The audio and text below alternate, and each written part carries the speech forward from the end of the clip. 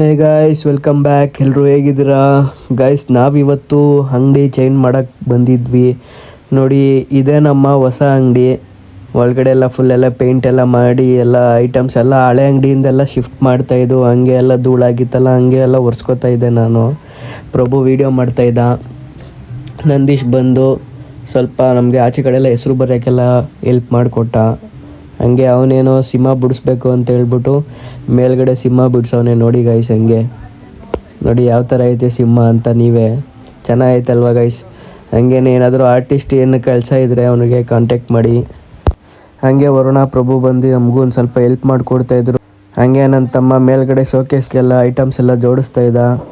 ಹಾಗೆ ನಾನು ಒಂದು ಕಡೆಯಿಂದ ಕಸ ಎಲ್ಲ ಗೂಡಿಸಿ ಒಳಗಡೆ ಎಲ್ಲ ಹಂಗೆ ಮಾಪ್ ಹಾಕ್ಕೊಂಡು ಬರ್ತಾಯಿದ್ದೆ. ನಂದೀಶ್ ಸ್ಟೋರಿಯಲ್ಲಿ ಕುತ್ಕೊಂಡು ಫೋನ್ ನೋಡ್ತವನೆ ಅವನು. ಹಾಗೆ ಐಟಮ್ ಎಲ್ಲ ಫುಲ್ ಕಂಪ್ಲೀಟ್ ಎಲ್ಲ ಜೋಡಿಸಾಯಿತು. ಇವಾಗ ಜೋಡಿಸಾದ್ಮೇಲೆ ಕಸ ಎಲ್ಲ ಗೂಡಿಸಿ ಎಲ್ಲ ಕ್ಲೀನ್ ಮಾಡ್ತಾಯಿದ್ದು.